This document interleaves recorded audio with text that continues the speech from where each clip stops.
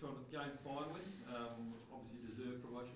Yeah, he's been in good form. I know it was a difficult decision to leave him out initially because he's an important player for us, but he's been back now for a month, and I reckon 3 out of the 4 games at state league level he's been really sharp. So we certainly need him tomorrow. It's an important game for us, and a milestone game is good timing too, because our boys do certainly lift for those occasions. What does he bring for the team that you've been lacking? He's a beautiful kick. That's initially, our kicking percentages are poor in our losses this year, and he does provide us with a good decision-making capabilities, and also too he can hit a target, but also to his experience, particularly across the half-back line. So now with Rutten there and Riley, Andy Otten's played 50+ games, and Talia was starting to get a bit more experience back there, but.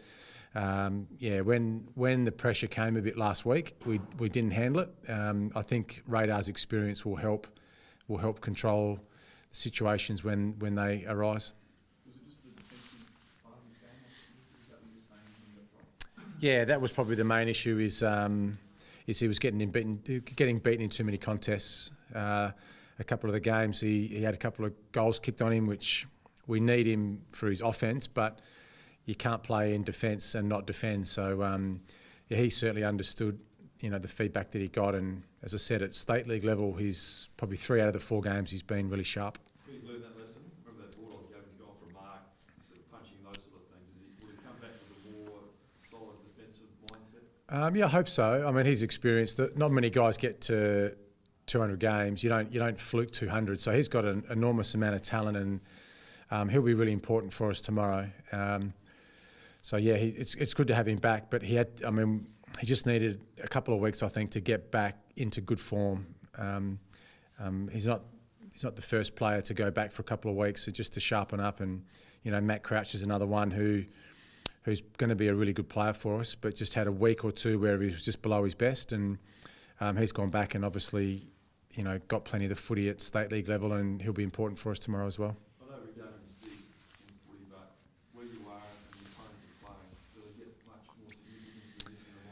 Not really, no. I mean, this is a big game for our footy team, and when you're 2 games out of the 8 and you're heading into, there's 11 games to go still. There's plenty of opportunities for us to keep improving, but when you're 2 games out of the 8, these games become more and more important that we get the win. So the boys are in a good frame of mind. They had a 6-day break coming back from Perth, which is always a challenge, but we trained yesterday. We trained hard yesterday.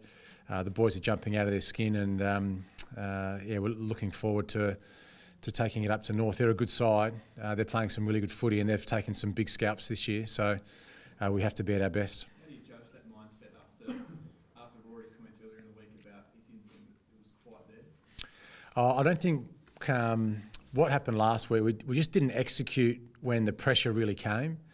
Fremantle can strangle you and they can force you into making mistakes, but at critical times in the game, we just couldn't execute. Sometimes that gets reflected as effort, but it's not. I mean, at no point in any game this year have our players, rolled the white flag up. It's just their inability to be able to think through critical times in matches. And we've seen, even in some of our wins, we've let ourselves down at critical times.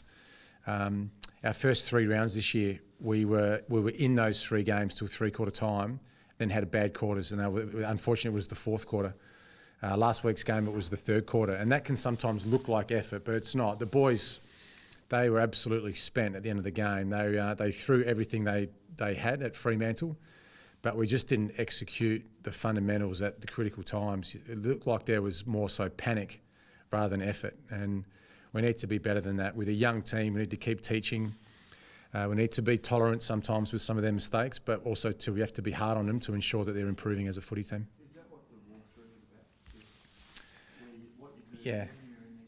Yeah, it's a shame it was raining because we walked through when it was pouring with rain for the poor guys. But sometimes, particularly with this generation that we're coaching, is they actually have to feel it. So you can show them on the whiteboard or you can show them on the computer screens and stuff like that. But to actually feel it, to walk through it, to put the players and stand them in those positions actually helps them almost visualise for what's going to happen in 24 hours' time. stuff like that, kicking for goal and overthinking it. Yep. Just get back to basics, walk it out. Yeah, I think that does certainly help with our group when we do simplify the message and when we keep executing the basics. That seems to be the response we need from this group, and we'll be challenged at different times tomorrow because this is a good footy team that's coming over to play us.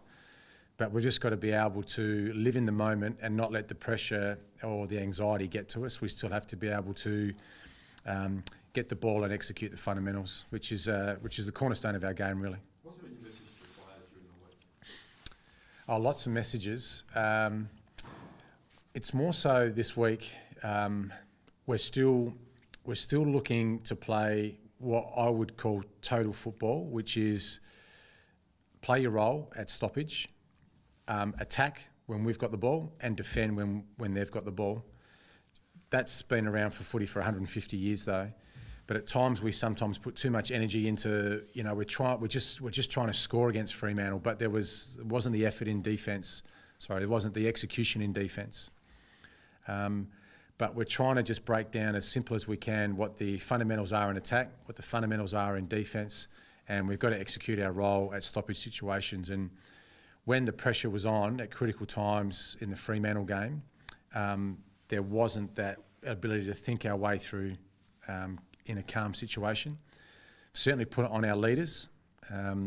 We didn't have enough consistently from our leaders at times last week. So we need more from our star players. It's as simple as that as well. So we do need a 22, or we need a contribution from our 22, but we need consistent output from our stars, from our leaders as well. Are they taking that on board? Do they know they haven't? Yeah, they know.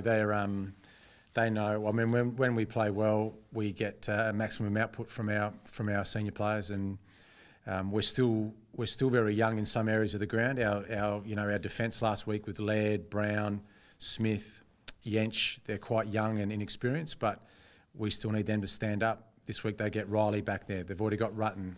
Otten and Tarley have played plenty of games now, so we have to rely on those guys to play for 120 minutes, concentrate, execute for 4 quarters. Does the team's best players stand up when they're needed? Is that what normally happens? I think if you look across the competition, and not just in our industry, the NBA finals are on at the moment. We looked looking at the World Cup soccer last night or this morning. Good players play well when it matters. It's as simple as that. And if you don't get enough, to be honest, we had 3 players got votes in our club champion award last week. So 19 players didn't get a vote in our club champion award. You're not going to win many games when 19 players get 0 votes in your club champion. So, 3 players getting votes, 19 not. Doesn't go well for your team. How's Charlie Cameron's brain? He'll be fine. Yeah, it'll be 1 week. It was a bit touch and go, but I think the 6-day break, coming back from Perth, particularly his age being a first-year player, he just needs a week. So he'll certainly be back into the team next week. Jenkins and Walker left foot snapshots for goal last week from set shots that went the other way. Yep. Have you got advice for what they should do, or do you leave that up to them? No, we have a goal kicking coach, so that's left to Mark Bickley, Peter Jonas, and Paddy Steinfort, who's our whole performance manager, goes through the removing the anxiety when you're approaching to have a shot for goal. So those guys take care of that, but yes, I've kept a keen eye or a cautious eye over what those guys are coaching this week. Unfortunately, both JJ and Tex hit the ball fat.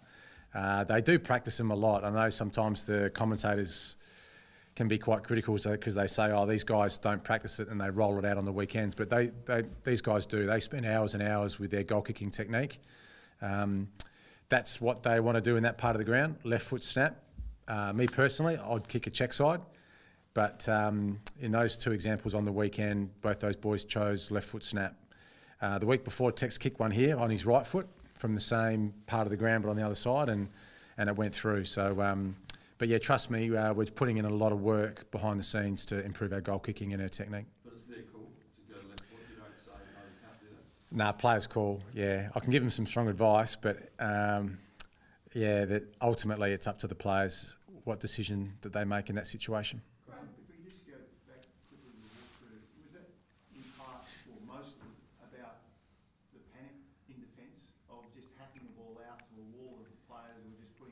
and Yep. whether it's your coaching or whether it's their Execution.